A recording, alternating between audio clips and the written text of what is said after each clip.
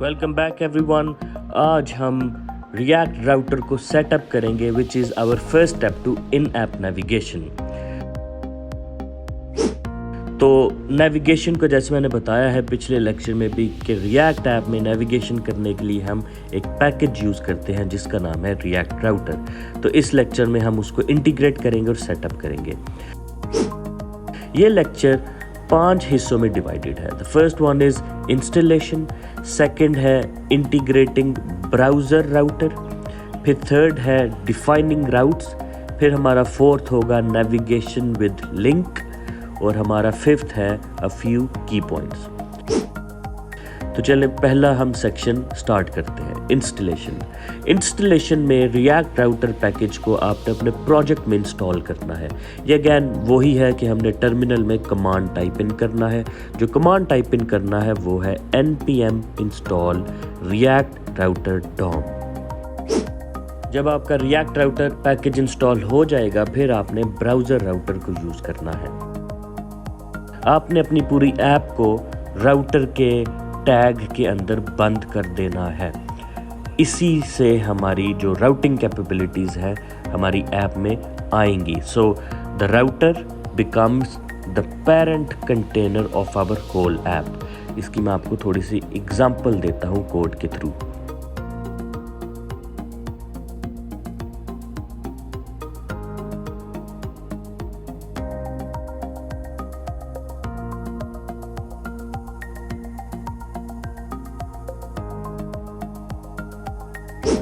फिर हमारा आता है डिफाइनिंग राउट्स। इसके लिए हमें राउट का जो वर्ड है वो इस्तेमाल करना पड़ेगा और हमें लिखना पड़ेगा कि कौन सा कंपोनेंट किस पाथ के ऊपर शो होना चाहिए। तो इसकी भी मैं आपको एग्जांपल दिखाता हूँ।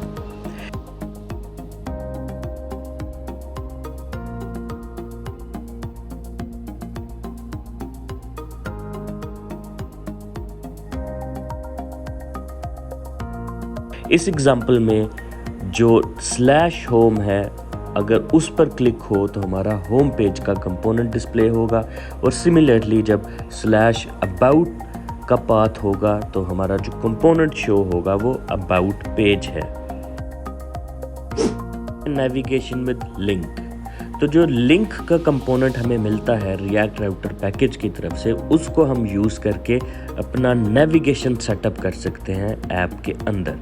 तो आपको इसकी मैं एक एग्जांपल देता हूँ।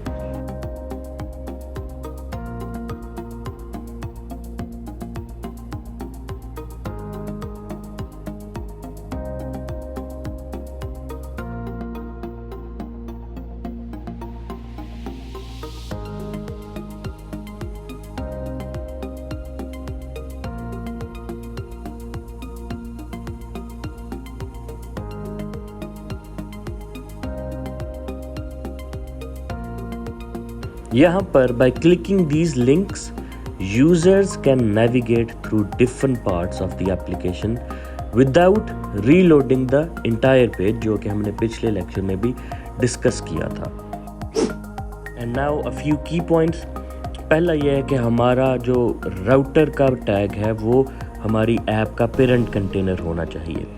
ये अगर होगा फिर ही हम राउटर को यूज़ कर सकते हैं अपनी ऐप के अंदर। So that is necessary.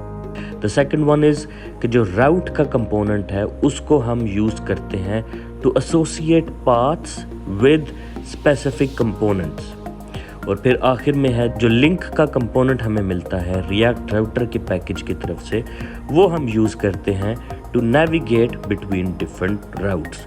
तो ये हैं डिफरेंट स्टेप्स जो हमें फॉलो करने पड़ते हैं। Now that you have set up react router in your project, अब हम मल्टी पेज एप्लीकेशंस भी बना सकते हैं क्योंकि हम अब नेविगेशन करवा सकते हैं अपनी ऐप में। In the upcoming lessons will dive deeper into the functionalities of react router. फ़िलहाल के लिए आप इसको एक्सपेरिमेंट करने की कोशिश करें रिएक्ट राउटर के साथ अपने प्रैक्टिस प्रोजेक्ट में, और बाकी लेक्चर्स में हम इसके बारे में जो और हमारे पास कंपोनेंट हैं उनकी मज़ीद बात करेंगे और मज़ीद डिस्कस करेंगे रिएक्ट राउटर को। Thanks for watching 10 BDP React.js Basics course.